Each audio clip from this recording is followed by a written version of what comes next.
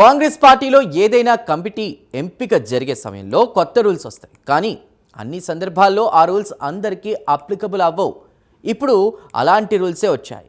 కొత్తగా ఎన్నుకోబోతున్నటువంటి డీసీసీల ఎంపిక విషయంలో ఏఐసీసీ ఒక నిబంధన తీసుకొచ్చింది.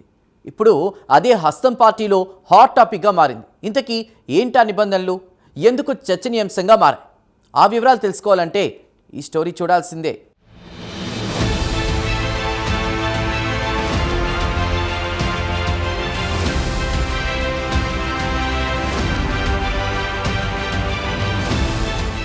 కాంగ్రెస్ పార్టీ అధికారంలోకి వచ్చిన తర్వాత పార్టీ కోసం కష్టపడిన వారికి అటు పార్టీ పదవులతో ఇటు ప్రభుత్వ పదవులు కూడా ఇస్తూ పోస్తోంది.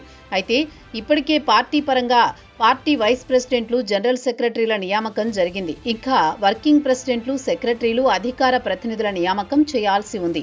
వీటికంటే ముఖ్యంగా జిల్లా అధ్యక్షుల నియామకం చేయాల్సి ఉంది. దీనికోసం పార్టీ ఇప్పటికే కసరత్తు మొదలుపెట్టింది. ప్రత్యేక టీంని నియమించింది. 22 మంది పరిశీలకులను డీసీసీల ఎంపిక కోసం అధిష్టానం నియమించింది. వీరు అన్ని జిల్లాలు తిరిగి బూత్ లెవెల్ మీటింగులను నిర్వహిస్తారు. అలాగే ఆశావహుల నుండి దరఖాస్తులు తీసుకుంటూ కార్యకర్తల నుండి ఎవరు డీసీసీ అయితే బాగుంటుంది అనే అభిప్రాయాలు తీసుకుంటారు.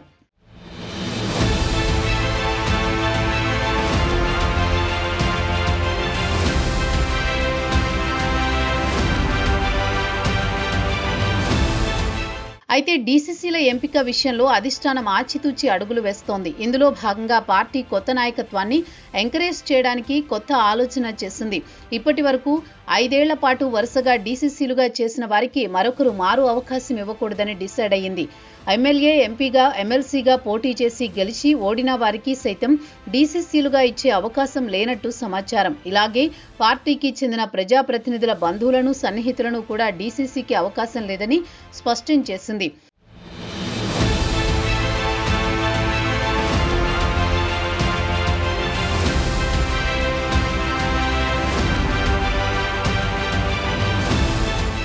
ఇదొక్క రూల్ అయితే, ఇక మరొక వైపు డీసీసీ కావాలంటే ఖచ్చితంగా 5 ఏండ్ల పాటు క్రమశిక్షణతో పార్టీలో పనిచేసి ఉండాలని, అది ఎలాంటి క్రమశిక్షణ, కంప్లైంట్స్ లేకుండా రెగ్యులర్గా పార్టీ యాక్టివిటీస్లో యాక్టివ్గా ఉండేవారికి డీసీసీగా అవకాశం ఇవ్వాలని నిర్ణయించింది.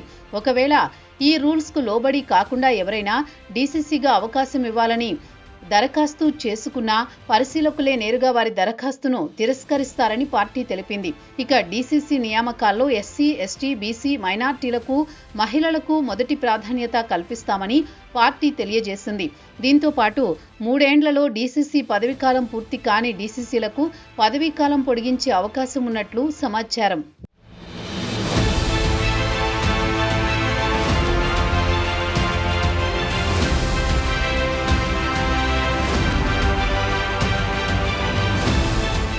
ఇదిలా ఉంటే పార్టీ అబ్జర్వర్ ఇప్పటికే అన్ని జిల్లాలకు వెళ్లి కార్యకర్తలు, ముఖ్య నాయకుల అభిప్రాయం తీసుకున్నారు. మరొక వైపు ఆయా జిల్లాల్లో ఉన్న ఎమ్మెల్యేల, మంత్రులు ఒపీనియన్ను కూడా తీసుకున్నట్టు సమాచారం. ఏది ఏమైనా పార్టీ అధికారంలో ఉండడంతో జిల్లాల నుండి పెద్ద ఎత్తున అప్లికేషన్లు వచ్చినట్టు సమాచారం. అలాగే 5 ఏళ్లు డీసీసీ పూర్తి కానివారు సైతం కొంతమంది మరోసారి డీసీసీ కోసం అప్లికేషన్లు ఇస్తున్నట్టు తెలుస్తోంది.